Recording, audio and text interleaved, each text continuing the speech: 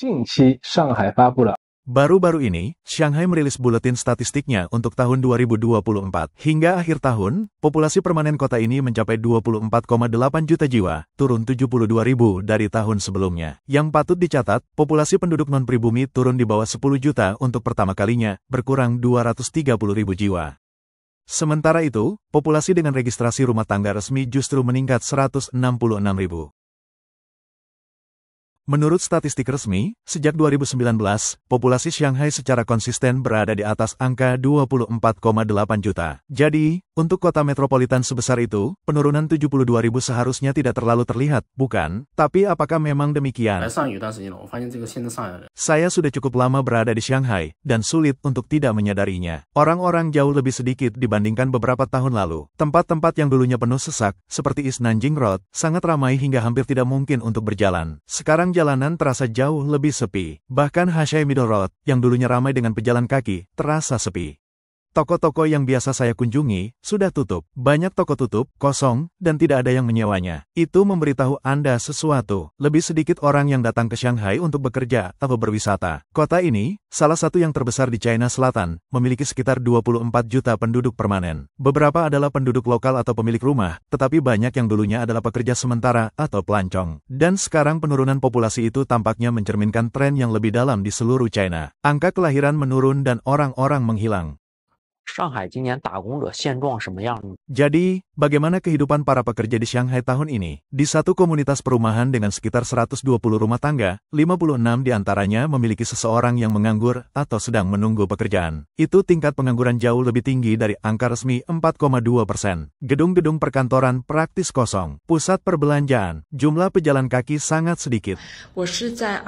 Semua orang membicarakan betapa sulitnya keadaan di Shanghai tahun ini. Jadi, izinkan saya berbagi apa yang saya lihat. Saya datang ke Shanghai sekitar tahun 2010, jadi sudah 15 tahun. Dan tahun ini, saya melihat beberapa perubahan serius. Pertama, kota ini terasa lebih sepi. Saya tinggal di Minhong, daerah pinggiran kota tempat banyak pekerja pabrik tinggal. Dulu, daftar sewa langsung disambar oleh pasangan muda.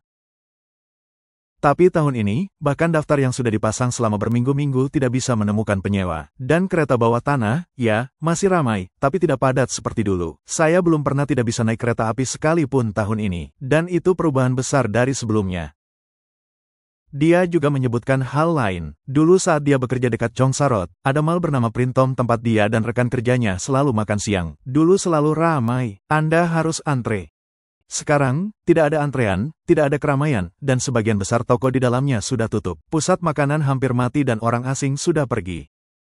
Dulu, pebisnis asing ada di mana-mana di gedung kantor kami dan jalanan yang penuh dengan restoran internasional berkembang pesat. Sekarang, jalanan yang sama itu sepi dan banyak dari restoran itu telah menutup pintu mereka untuk selamanya. Semua ini menunjukkan satu hal. Shanghai, kota paling makmur di China, sedang mengalami penurunan populasi yang tidak normal dan signifikan. Dan Anda bisa melihat efek riaknya di mana-mana. Sektor swasta menyusut, toko-toko kosong tanpa penyewa, dan ekonomi melambat dengan cepat. Menjadi sangat sulit untuk mencari pekerjaan.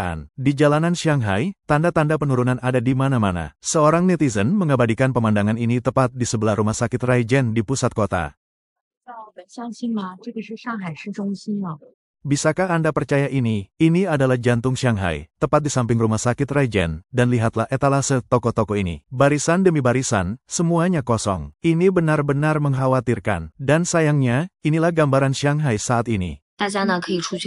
Cukup berjalan-jalan dan lihat sendiri. Banyak sekali etalase toko yang memasang tanda disewakan atau transfer bisnis, kosong berabad-abad. Bisnis kecil berjuang untuk bertahan hidup, dan bahkan perusahaan besar memberhentikan karyawan dan memotong gaji. Pengiriman makanan dan pekerjaan gig, jumlahnya meledak. Ini benar-benar jenuh. Mengapa? Karena orang-orang tidak punya pilihan yang lebih baik. Mereka mengambil pekerjaan layanan ride-hailing atau pengiriman hanya untuk bertahan hidup. Banyak perusahaan bahkan tidak bisa membayar upah tepat waktu. Beberapa pekerja gajinya dipotong setengah, yang lain belum dibayar selama berbulan-bulan. Jika tidak ada lagi pekerja yang datang ke kota pada bulan Juli, saya perkirakan sekitar 30% perusahaan di sini tidak akan bertahan. Banyak yang bisa saja runtuh. Ini bukan lelucon. Sejak pertengahan April, jumlah orang yang datang ke Shanghai untuk bekerja menurun tajam. Di perusahaan kami hanya mendapat sekitar 5 atau 6 orang sehari yang bertanya tentang pekerjaan. Kadang-kadang 7. Pada hari yang sibuk, 10. Beberapa tahun lalu, itu benar-benar berbeda. 你们有没有发现今年上海的人真的是越来越少了呀？ Pekerja yang paling sering Anda lihat, pengemudi ride-hailing dan pengantar makanan. Mereka menghasilkan sekitar $570 Amerika Serikat sebulan. Setelah sewa dan tagihan, mereka nyaris tidak punya apa-apa. Jadi, katakan padaku, apakah Anda masih berpikir ada masa depan nyata di Shanghai? 今年的上海的就业市场 Tahun ini, pasar kerja di Shanghai, satu kata, mengerikan. Stasiun kereta api penuh sesak, bukan dengan turis, tapi dengan anak muda membawa koper, di PHK, dan tidak yakin harus kemana selanjutnya. Di luar gerbang perusahaan, terpampang tulisan, tidak ada lagi lowongan kerja. Beberapa pencari kerja berusia 36 tahun telah mengirim lebih dari 100 resume tanpa balasan. Mantan pekerja kera putih yang bangga kini mengantar makanan atau mendirikan warung jalanan hanya untuk bertahan hidup. Ini bukan Shanghai yang dibayangkan orang, bukan impian kota tingkat pertama, tapi sayangnya inilah kenyataan Shanghai di tahun 2025.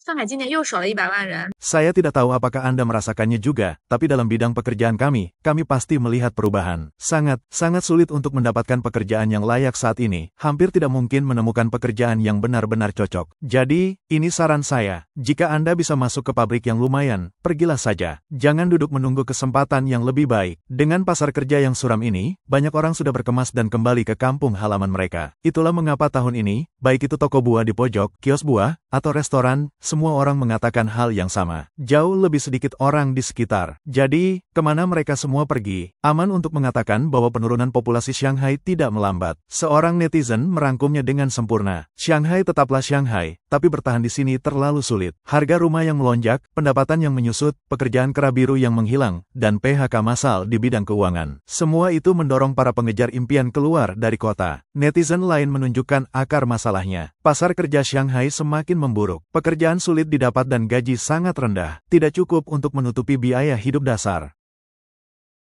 Apakah Anda pekerja kera biru atau kera putih? Tidak ada yang aman. Dan bagi mereka yang berada di posisi paling bawah, hidup benar-benar pahit dan tanpa harapan. Seorang wanita yang bekerja sebagai arsitek sistem di Shanghai berbagi kisahnya sendiri, dan itu sulit. 我们公司要裁员了。 Perusahaan kami mem-PHK orang. Sore ini, seorang rekan kerja mengatakan kepada saya bahwa hampir semua orang di kantor kami di Shanghai akan diberhentikan, kecuali beberapa arsitek dan pengembang. Ekonomi sudah buruk selama 2 tahun sekarang. Kami sudah melakukan satu putaran PHK pada akhir tahun lalu, dan sekarang kurang dari setahun kemudian, ini terjadi lagi. Saya tahu keadaan di luar sana sulit, dan bahkan dengan pesangon, sulit untuk tidak panik ketika tiba giliran Anda. Saya adalah anak sulung dari keluarga pedesaan. Adik-adik saya masih kuliah. Jika saya kehilangan pekerjaan ini, tekanan pada saya akan sangat besar. Saya datang ke Shanghai tidak lama setelah lulus, berharap bisa menghasilkan cukup uang untuk membuat hidup orang tua saya lebih baik. Saya sudah bekerja keras, sangat keras, tapi kenyataan bisa kejam. Saya tidak bisa bersaing dengan orang-orang yang lahir dalam kemewahan yang tidak pernah harus khawatir tentang pekerjaan. Jika saya tidak beruntung kali ini, saya hanya berharap orang lain beruntung. Apapun yang terjadi, saya akan tetap positif dan terus maju. Kita semua harus bertahan, dan itu bukan hanya pekerja berpengalaman. Lulusan baru juga berjuang. 但是西西告诉你的是，在上海现在 Mencari pekerjaan di Shanghai saat ini hampir mustahil. Kami adalah angkatan kelulusan 2024. Baru setahun yang lalu, senior kami jauh lebih mudah. Selama rekrutmen musim semi dan musim gugur, mereka akan mendapatkan 4 atau 5 tawaran. Tanpa keringat. Tapi bagi kami telah melamar ke 70 atau 80 perusahaan. Kami beruntung mendapatkan 3 atau 4 wawancara, dan sebagian besar dari kami hanya 1 tawaran, paling banyak 2. Tidak seperti dulu lagi. Perusahaan asing yang dulunya dikenal dengan gaji tinggi dan jaminan kerja juga terperangkap dalam badai PHK. 在上海，到底有多少人正在失业？ Berapa banyak orang yang menganggur di Shanghai saat ini? Sulit dikatakan, tapi ini satu contoh. Rabu ini, Citibank mengadakan rapat staf dan mengumumkan PHK massal. 3.100 orang diberhentikan. Salah satu mantan rekan kerja saya bekerja di Citi. Dia baru saja menikah bulan lalu, kembali dari bulan madu, dan boom, di PHK. Tentu, perusahaan asing menawarkan pesangon yang lebih baik. Dalam kasus ini, itu N ditambah 6 bulan, tapi tetap saja itu pukulan telak. 你知道在上海失业超过1年的人 Pernah dengar bagaimana rasanya menganggur di Shanghai selama lebih dari setahun? Beberapa orang telah mengirimkan 492 resume dalam 16 bulan dan tidak mendapatkan satu wawancara pun. Jenis pengangguran jangka panjang semacam itu tidak hanya membuat stres. Itu mulai terasa seperti beban yang Anda bawa kemana-mana. Awalnya, mereka merasa bebas. Awal yang baru, pikir mereka. Tapi tak lama kemudian kebebasan itu berubah menjadi siksaan. Mereka terus mencoba, tapi kenyataan terus menamparkan mereka. Akhirnya, jadwal mereka berbalik. Mereka tidur sepanjang pagi, lalu tanpa berpikir menggunakan menggulir aplikasi pekerjaan sepanjang sore. Setelah penolakan ke-100, ke-200, ke-300, mereka putus asa. Mereka takut menerima telepon dari keluarga, merasa cemas mendengar kabar dari teman, dan mulai meragukan diri sendiri. Mengapa saya gagal dalam segala hal? Lalu mereka pergi ke Xiao Hongsu dan menyadari bahwa mereka tidak sendirian. 8 dari 10 orang menganggur. Di balik setiap satu orang yang akhirnya mendapatkan pekerjaan, ada ratusan resume yang langsung masuk ke ruang hampa. Sekarang hampir Agustus, sewa harus dibayar, dan tekanan itu sangat menghimpit. Dan ini poin ketiga saya. Pasar kerja Shanghai benar-benar runtuh. Kita dulu berpikir krisis pekerjaan melanda sekitar usia 35 atau 40 tahun. Tapi sekarang, saya punya rekan kerja yang lahir tahun 94 atau 95, baru berusia 30 tahun, dan mereka sudah tidak bisa menemukan pekerjaan. Seorang rekan kerja meninggalkan perusahaan kami, lalu berpindah antara 2 atau 3 perusahaan lain, setiap kali di PHK lagi karena penyesuaian bisnis. Sekarang dia tidak punya pilihan. Dia tidak punya pilihan selain mencoba memulai usahanya sendiri. Itulah lanskap pekerjaan di Shanghai saat ini, jelas dan menyakitkan. Tapi ada satu tren mengejutkan di tengah semua PHK. Bilik-bilik coworking kecil tiba-tiba diminati.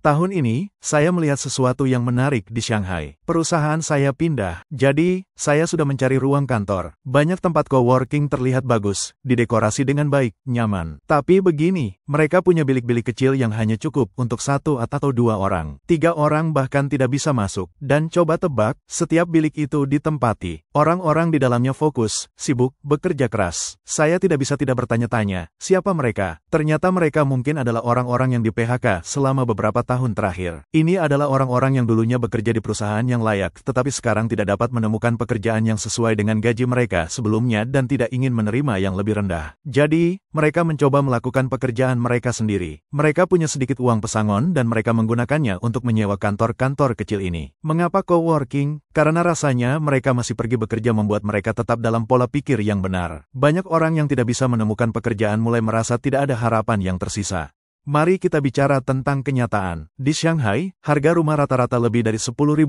per meter persegi. Bahkan di pinggiran kota, harganya $4.200 hingga $5.700. Membeli tempat, lupakan saja. Bahkan menyewa pun sulit. Makan cepat seharga $4 hingga $8. Perjalanan sekali jalan dengan kereta bawah tanah adalah $0,7 hingga $1.20. Hanya bertahan hidup di sini menguras tenaga Anda. Dalam hal pendapatan, upah pekerja kera biru tidak bergeming. Orang-orang kera putih diberhentikan. Keuangan dan teknologi mengurangi ukuran. Anak-anak muda datang ke sini mengejar impian mereka, tetapi menemukan bahwa impian itu terlalu mahal, dan mereka terlalu lelah untuk mengejarnya lagi.